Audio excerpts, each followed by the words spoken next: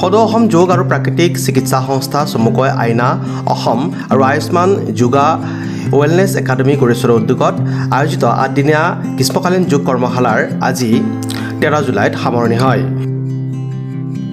গড়েশ্বৰৰ কলাগুৰু বিষ্ণুৰাভা ভৱন প্ৰাংগণত 6 জুলাইৰ পৰা 13 জুলাইলৈ চলা এই যোগ কৰ্মশালাত অঞ্চলটোৰ ছাত্ৰ-ছাত্ৰী আৰু মহিলাসকলে অংশগ্ৰহণ কৰে।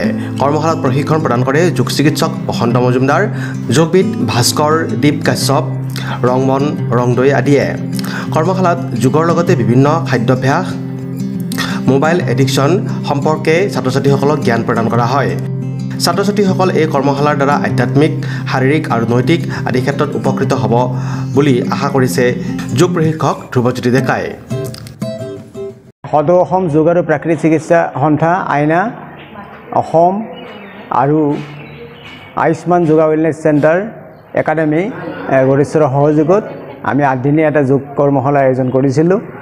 আমি প্ৰধানতঃ উদ্দেশ্য ৰাখিছিলোঁ যে ছাত্ৰ-ছাত্ৰীৰ মানসিক আৰু শাৰীৰিক উৎকৰ্ষ সাধনৰ কাৰণে গোটেই অসমতে আমি আমাৰ আইনাৰ উদ্যোগত কৰ্মশালা চলি আছে আৰু গড়েশ্বৰতো আমি 8দিনীয়া কৰ্মশালা বিশেষকৈ ধ্ৰুৱজ্যোতি ডেকাৰ জৰিয়তে আমি ইয়াতে এইটো আয়োজন কৰিছিলোঁ আৰু কৰ্মশালাটো সুন্দৰভাৱে ৰূপায়ণ কৰা হৈছে। আৰু আজি এই কৰ্মশালাৰ শেষৰ দিনত আমি তেওঁলোকক আটাইকে অংশগ্ৰহণকাৰীসকলক আমি আইনাৰ জৰিয়তে একোখন প্ৰমাণপত্ৰ বিতৰণ কৰিছোঁ। কিমান ছাত্ৰ-ছাত্ৰী এতিয়া ইয়াতে আমি 15জন ছাত্ৰ-ছাত্ৰী আছে আৰু মহিলাও ইয়াতে অংশগ্ৰহণ কৰিছে।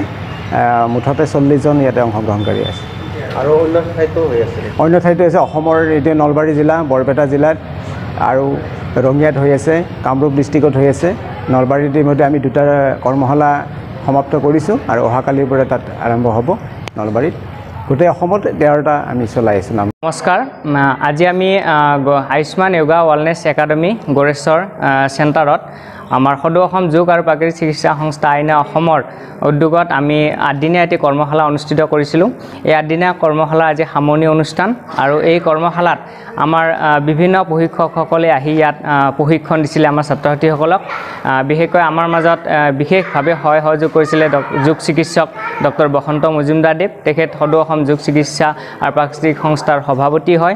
লগতে আমাৰ মাজত প্ৰশিক্ষক হিচাপে উপস্থিত আছিল বাইহাটা চাৰিআলিৰ অষ্টাংগ যোগা থেৰাপি চেণ্টাৰৰ ভাস্কৰদীপ কাশ্যপ, বিশিষ্ট যোগবিদ ৰংমন ৰংদৈ। তেখেতসকলে আহি আমাৰ ছাত্ৰ-ছাত্ৰীসকলক যোগৰ লগতে বিভিন্ন খাদ্যাভ্যাসৰ বিষয়ে ছাত্ৰ-ছাত্ৰীসকলক জ্ঞান প্ৰদান কৰিছিলে। গতিকে আমাৰ এই উদ্দেশ্যত হৈছে যে আমাৰ ছাত্ৰ-ছাত্ৰীসকলক শাৰীৰিক, মানসিক, নৈতিক আৰু আধ্যাত্মিকভাৱে আগবাঢ়ি নিব পাৰোঁ, যাতে সৰ্বাংগীন বিকাশ হয়। বৰ্তমান সময়ত দেখা পাইছোঁ ছাত্ৰ-ছাত্ৰীসকল খুব উচ্ছৃংখল, বিভিন্ন মানে এডিক্টেড, বিশেষকৈ মোবাইল এডিক্টেড বা বিভিন্ন ডিজিটেল মিডিয়াত এডিক্টেড হৈ ছাত্ৰ-ছাত্ৰীসকলৰ মনৰ একাগ্ৰতাবোৰ ভংগ হৈছে বা অশান্তিৰ সৃষ্টি হৈছে। অভিভাৱকসকলে নিজৰ ছাত্ৰ-ছাত্ৰীসকলক বহুত সময়ত সমস্যাত ভুগিছে। গতিকে সেইসকলৰ পৰা পৰিত্ৰাণ কৰাৰ ক্ষেত্ৰত আমি যোগাৰ জৰিয়তে আমি নিশ্চয় তেনেকুৱা ছাত্ৰ-ছাত্ৰীসকলক কিছু পৰিমাণে হ'লেও আমি সুন্দৰভাৱে আগবঢ়াই নিব পাৰোঁ। সেই উদ্দেশ্যৰে আমাৰ এই আয়ুষ্মান যোগা ৱেলনেছ একাডেমী প্ৰায় আজি 2-3 বছৰ ধৰি আমি কৰি আছোঁ ইয়াতে। গতিকে আমি প্ৰত্যেক শনিবাৰ আৰু ৰবিবাৰে আবেলি সময়ত আমাৰ এই যোগা ক্লাছ চলি থাকে আৰু মাজে মাজে আমি কম্পিটিশ্যন বা কৰ্মশালাসমূহ অনুষ্ঠিত কৰি আছোঁ। গতিকে এই 8দিনীয়া কৰ্মশালাত আমাৰ 15গৰাকী ছাত্ৰ-ছাত্ৰীয়ে ইয়াত অংশগ্ৰহণ কৰিছিলে। তেখেতসকলৰ মাজত আমি প্ৰতিযোগিতাও অনুষ্ঠিত কৰিছিলোঁ। গতিকে সুন্দৰভাৱে মই ভাবোঁ গড়েশ্বৰ অঞ্চলত যদি প্ৰত্যেকজন অভিভাৱকে এই যোগৰ ক্ষেত্ৰত যদি আহি আমাৰ লগত সহযোগ কৰে, নিশ্চয় কিছু পৰিমাণে হ'লেও আমি যোগৰ জৰিয়তে ছাত্ৰ-ছাত্ৰীসকলক শাৰীৰিক বা সৰ্বাংগীন উন্নতি আমি সাধিব পাৰোঁ। গতিকে আটাইলৈ ধন্যবাদ জ্ঞাপন কৰিলোঁ আৰু বিশেষকৈ মহিলা যোগ কেন্দ্ৰ আমাৰ গড়েশ্বৰেও এই কৰ্মশালাত বিশেষ সহযোগ আগবঢ়াইছে। আমাৰ ডক্টৰ শ্ৰদ্ধাৰ জয়ন্ত কুমাৰ শৰ্মাদেৱেও আমাক বহুতখিনি মাৰ্গদৰ্শন প্ৰদান কৰিছে।